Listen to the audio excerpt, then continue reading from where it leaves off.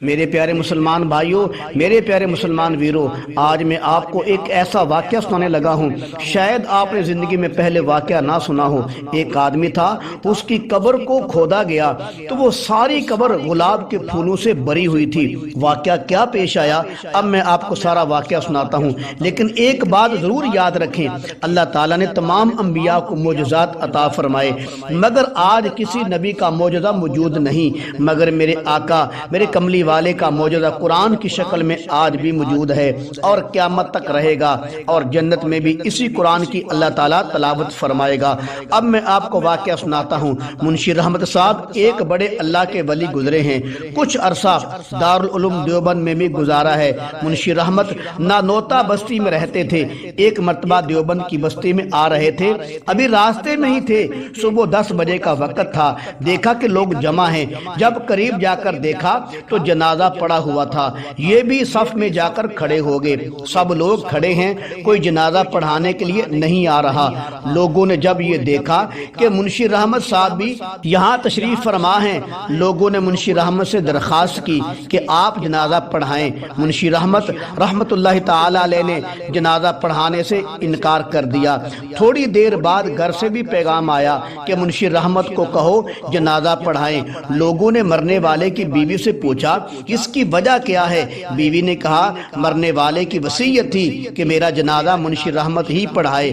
گھر والوں کی وصیت سن کر منشی رحمت نے جنازہ پڑھایا، قبر میں میت کو خود اتارا، میت کو دفنا کر خود اپنے دفتر میں پہنچ گئے، کیونکہ سرکاری ملازم تھے، ڈیوٹی پر چلے گئے۔ منشی صاحب جب دفتر پہنچ گئے، اچانک جیب میں نظر گئی، دیکھا تو ملازمت کا کارڈ جیب میں نہیں۔ اب بحیثیت انسان ہونے کے دل میں خیال آیا، وہ تو سرکاری ملازمت کا کارڈ تھا، زندگی کے اخراجات کا مسئلہ ہے، ملازمت کا مسئلہ ہے، شاید اللہ نے یہ دکھانا تھا کہ جو لوگ قرآن کو اپنے دل سے محبت کرتے ہیں، اللہ قرآن کی برکت سے ان کی قبروں کو خوشبو سے کیسے بھرتا ہے۔ منشی صاحب کے دل میں خیال آیا، جب میں میت کو قبر میں اتار رہا تھا تو میرا کارڈ وہاں قبر میں گرا تھا۔ منشی صاحب فوراً اسی بستی میں واپس تشریف لائے، آ کر لوگوں کو جمع کیا اور بتایا کہ میرا ملازمت کا کارڈ ایسے قبر کے اندر رہ گیا ہے، میری نوکری کا مسئلہ ہے، اگر مہربانی فرمائیں قبر سے تھوڑی سی مٹی ہٹانے کی اجازت دیں، شاید میرا کارڈ مل جائے۔ لوگ منشی رحمت صاحب کو جانتے تھے کہ یہ اللہ کے ولی ہیں اور جنازہ بھی انہوں نے خود پڑھایا ہے۔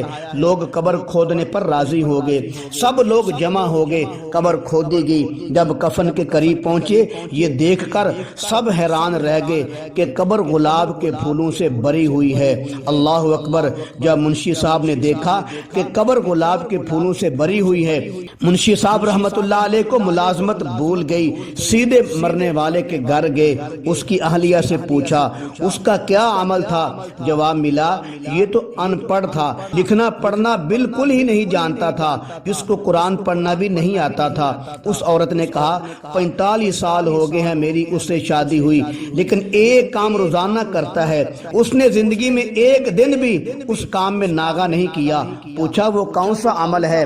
جواب ملا صبح کی نماز پڑھ کر قرآن کھول کر سامنے رکھ لیتا تھا، قرآن تو پڑھنا اس کو آتا نہیں تھا، مگر قرآن کی سطروں پر انگلی پھیرتا جاتا تھا اور کہتا جاتا تھا اللہ نے یہ بھی سچ فرمایا ہے، اللہ نے یہ بھی سچ فرمایا ہے۔ معلوم ہوا قرآن کا گلاب کے پھولوں سے بھر جانا یہ قرآن کی تلاوت کی برکت سے تھا، اور وہ جو انگلی پھیرتا تھا قرآن پر یہ کہتا جاتا تھا یہ بھی سچ فرمایا ہے اللہ نے، یہ بھی اللہ نے سچ فرمایا ہے۔ تو شاید اسی کی برکت سے اللہ تعالیٰ نے اس کی قبر کو گلاب کے پھولوں سے بھر دیا ہے۔ تو پتہ چلا اگر آج بھی کوئی قرآن سے محبت کرے گا، قرآن کی تلاوت کرے گا، تو اللہ تعالیٰ قرآن کی برکت سے اس کی قبر کو جنت بھی بنا دے گا اور اس کی قبر کو گلاب کے پھولوں سے بھر بھی دے گا۔